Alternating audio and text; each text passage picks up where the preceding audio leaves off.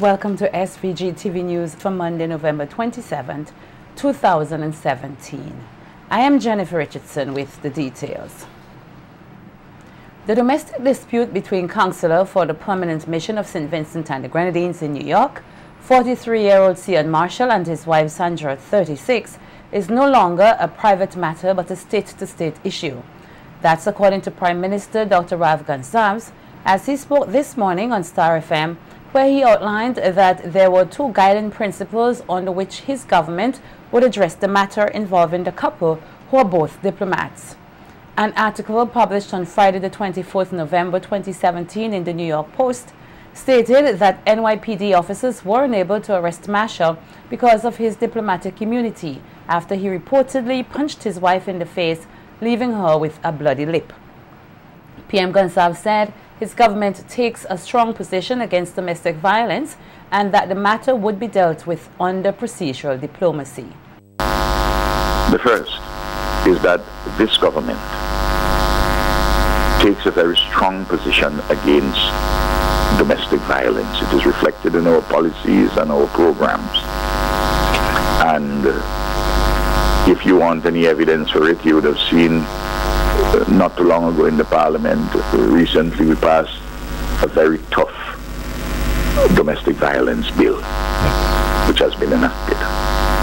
So the government unreservedly condemns domestic violence. So that is the first guiding principle. Secondly, this matter ceased being a private matter when the matter was reported to the New York City Police. Once they got involved, the state authorities of the host country became involved, and thus it moved from a purely private matter to one involving state-to-state relations, and it involved what you may call the praxis of diplomacy. The Prime Minister further explained that Marshall was summoned home immediately for consultation and that he and his wife were told not to report for work until further notice. According to PM Gonsalves, his government is considering all legal options given the seriousness of the matter. Both Ambassador King in relation to Sean and Howie Prince in relation to Sandra Marshall, that they were respectively instructed not to attend, not to report for work until further notice from the capital, that is from Kingstown. That's the first point. Secondly, Sean Marshall was informed that he would be summoned, he's being summoned forthwith, and he will get that communication from the Permanent Secretary in the Ministry of Foreign Affairs this morning. He'll be summoned to Kingstown, to St. Vincent, forthwith for consultations. Thirdly, the government is treating this matter with utmost seriousness and is considering all the alive legal options in this matter. Dr. Gonsalves, however, noted that while there must be a firm position taken on the matter, one must be understanding to the human feelings involved. Further action to be taken through a particular process, and at the same time appreciating the human anguish. You know, there are some persons who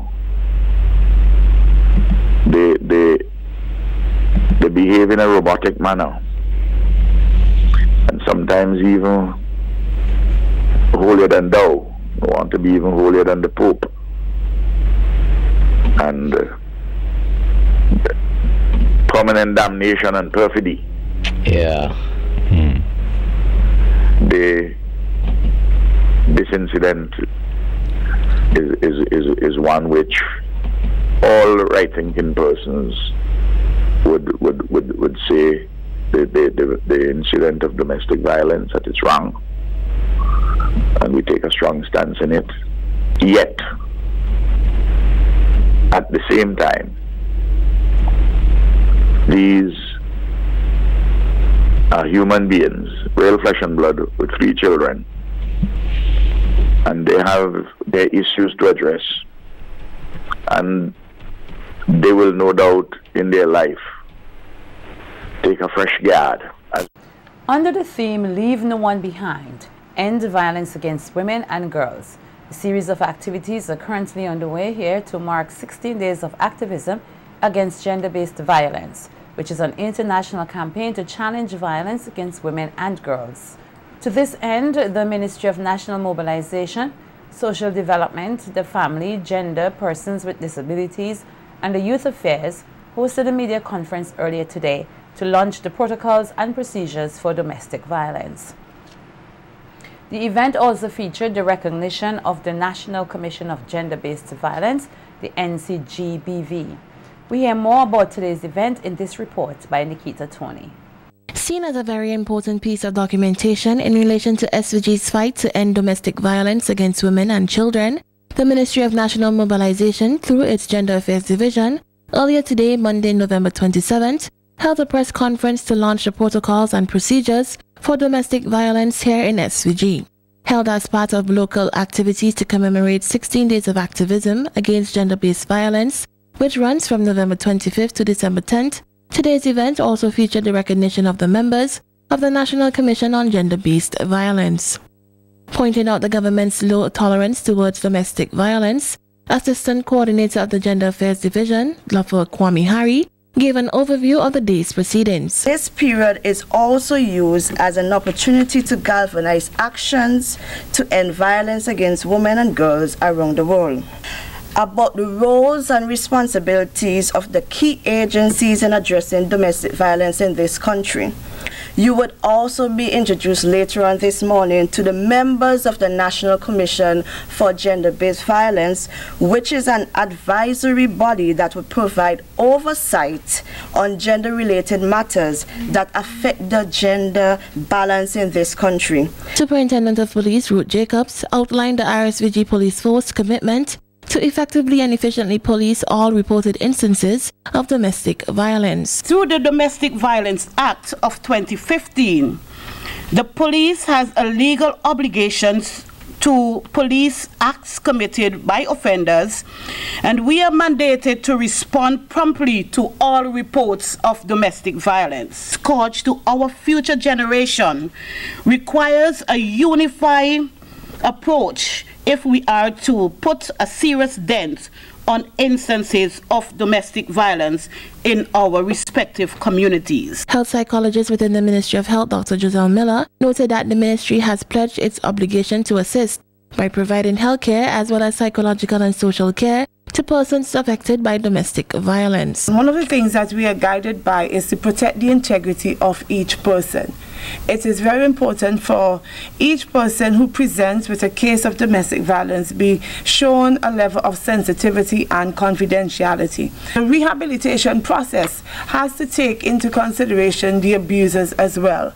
And in some instances, we would have had cases where even the abusers would have come forward and would have requested attention. Outlining the services provided to domestic violence victims through her ministry, Coordinator of the Gender Affairs Division, Oliver, praised the multifaceted approach to address domestic violence here in SVG. We are working, as you would have heard, in tangent with the police, with the family court, with all the stakeholders to make sure that when there is a case, that everyone becomes so involved that the person, the victim, and as we also heard earlier, the perpetrators, because we cannot leave them out. So we want to take it very serious, and I'm happy that we have gotten to this point today where we are looking at a national commission. It is long overdue, and I am hoping that we will reap success from what we are doing here to this. Approved in Cabinet last Wednesday, November 22nd, the National Commission on Gender-Based Violence, according to the Minister with responsibility for Gender Affairs, Frederick Stevenson, is a part of the government's continued efforts to combat domestic violence. I would hope and pray that all the members of the Commission would work very diligently and hard, because we understand the importance really of trying to work together to end gender-based violence in St. Vincent and the Grenadines, which over time has run out of hand. All of us have to work together. Held under the theme, Leave No One Behind, End Violence Against Women and Girls, the 16 days of activism is set to culminate on December 10th, which is also observed globally as Human Rights Day. Nikita Tony reporting for SVG-TV News. The ministry responsible for Family and Gender Affairs, along with the Adoption Committee, has condemned an advertisement published in the Vincentian newspaper dated Friday the 24th November 2017 for a private attorney-assisted adoption. In a statement issued to the media, the minister said such advertisement does not fall under the guidance of the ministry or the National Adoption Committee. The statement further noted that the Child Care and Adoption Act 2010, Part 16, clearly states in Section 132, subsection 1, that a person shall not A. place or arrange the placement of a child for the purposes of adoption, or B. receive a child in his or her home for the purpose of adoption, unless the child has been placed by the Adoption Committee pursuant of this Act. With Section 133, subsection 1 noting that a person shall not publish or cause to be published in any form or by any means an advertisement dealing with the placement of a child for adoption.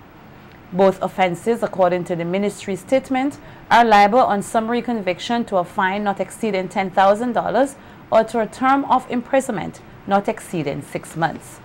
The ministry is asking the public to be vigilant and to report to the police anyone in such activity. The membership of the SVG Teachers Union is demanding that the government pays Otto Sam. Sam,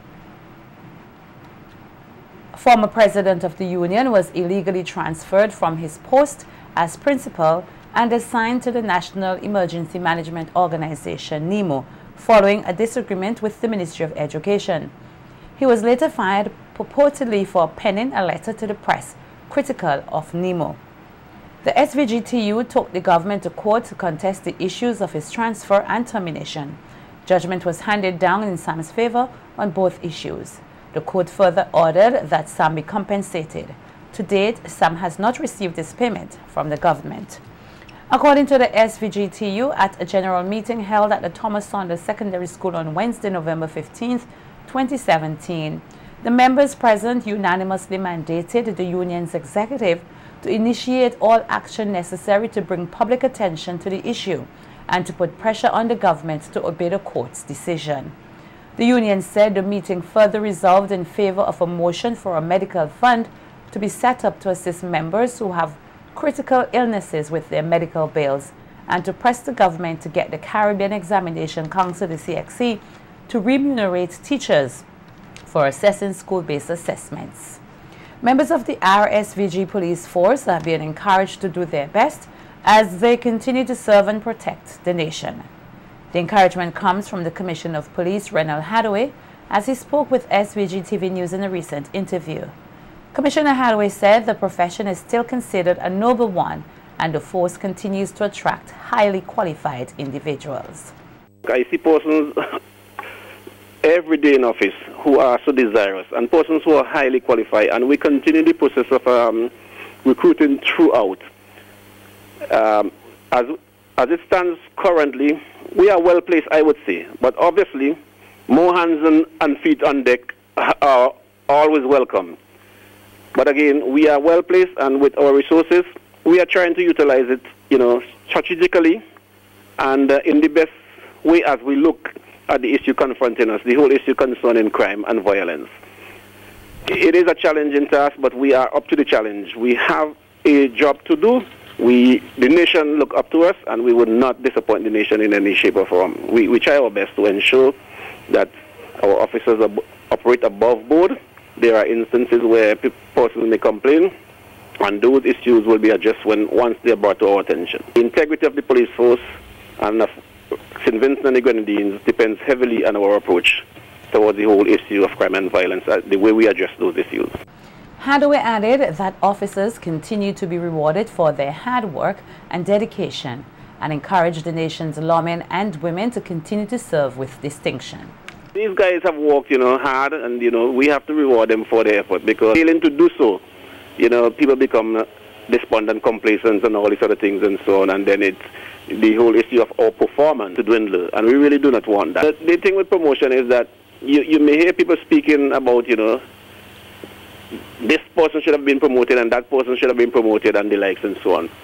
Several other persons should have been promoted and could have been promoted, but let's face the reality. We cannot promote all the officers in the police force at any one time.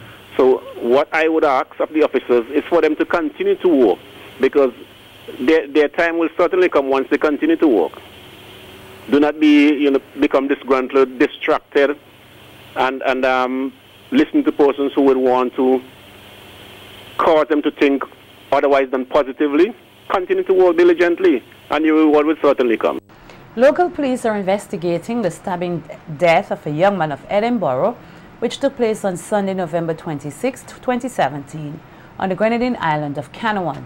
According to reports, the 28-year-old, known as Piper, was among a group of friends drinking when an argument broke out with him and another young man.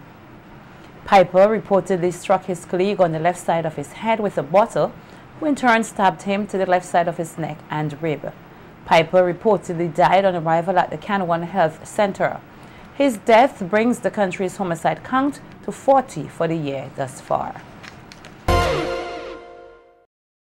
The local tourism sector, as well as that of 2 other neighboring OECS countries, are expected to benefit from the OECS Regional Competitiveness Project, which was officially launched here today at the NIS conference room. SVG as well as St. Lucia and Grenada are taking part in the project, which is funded by a credit from the World Bank to the tune of 13.4 million EC dollars and focuses on the movement of tourism between the 3 islands. Speaking at the launching ceremony was project coordinator Shirley Francis, who stated that the project not only aims at facilitating movement of tourists, but also the movement of a diverse range of tourism products and services. Francis also took the opportunity to highlight some of the benefits of the project to SVG. Caribbean seem to have movement from local ferry services. However, in the southern Caribbean, where there are the circles, there seems to be a gap between travel from St. Lucia to St. Vincent and from St. Vincent to Grenada. As a result, this project was articulated as a project that will improve our competitiveness once persons can move from island to island using ferry. And what it will also do, it would lend to the number of overstay visitors in our country. This will result in more tourism spending. Francis further noted that the project is also expected to have an impact at the various ports of entry. Turn domestic port terminals into international ones, namely the cruise ship and ferry terminal in Kingstown and Union Island. The ferry would go from St. Lucia to Kingstown, Kingstown to Union Island, Union Island to Grenada. So the most southern island of St. Vincent and the Grenadines, Union Island, would be made into to accommodate international tourists. Under this component, there would be the provision of scanners and other IT needs for immigration and customs clearance. This is to be able to deal with tourists as they come. So once you get to St. Lucia or Grenada, you can move directly to any of the countries having pre-cleared from your last destination. Minister of Tourism Cecil Mackey expressed confidence in the success of the OECS Regional Tourism Competitiveness Project. It's going to add significant value to the operation across the sector again. And this facility will be the only one of its type where maritime and hospitality is located in one setting. So this is going to be very important for us. So we ourselves as a government, as a ministry, we are doing our part. And the addition of these aspects of this project, 13.4 million, will significantly enhance what we are already doing. I want to once again say thanks to the World Bank for offering financial assistance to this very important project, to the other 2 countries of the region, because if we can achieve what we have set out here as our objectives, I think we will be well on our way to strengthening as a region, as the Windward Islands, what we already have on offer. And Minister of Finance and Economic Planning, Camila Gonsalves, said SVG as well as its neighbors are blessed with a rich diversity of their tourism product, but noted that this diverse product must be coupled with a diverse means of accessing and enjoying it. We have a diverse tourism product, as Mr. Anderson said, and diversity demands diversity. If we have a diverse product, we have to have diverse ways for you to interact with that product. Diverse ways that you can visit it. Diverse ways you can enjoy it.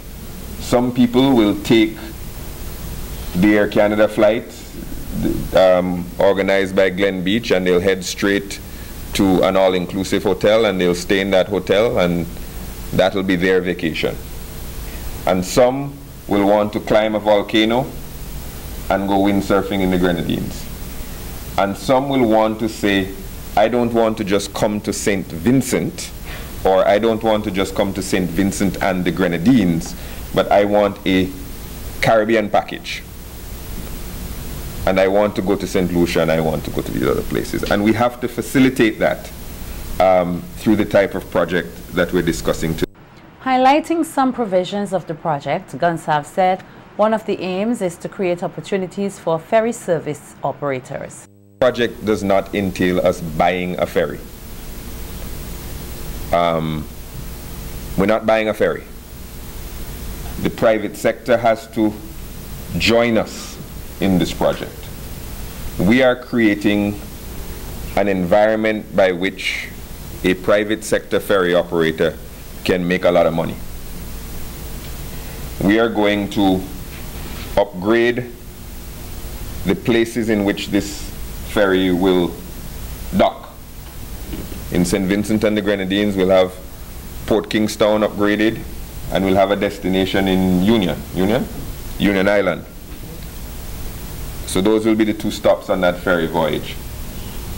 Upgraded not to local standards, but to regional and international standards, with all the necessary computers and collaboration with customs and immigration in the various islands. We'll be doing that for you. The Finance Minister also spoke of plans to upgrade one of SVG's best tourism sites, that of Fort Charlotte.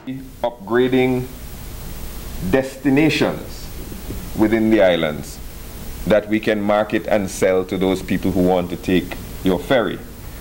And we are spending close to $7 million. Most of that money, it's EC dollars I'm talking, most of that money will be upgrading Fort Charlotte from what it is now, which is a spectacular story in a spectacular location, but lacking some of the basic necessities that a modern tourism site requires. We will be making Fort Charlotte an anchor for these ferry operators, and there will be similar anchors in St. Lucia and Grenada to go with all of the other wonderful facilities and attractions that we have in St. Vincent and the Grenadines. Reiterating his party's position as it relates to the revitalization of SVG's agricultural industry, Opposition Member of Parliament for North Leeward, Roland Matthews, said the overall development of the nation can be enhanced through much-needed improvements in the industry.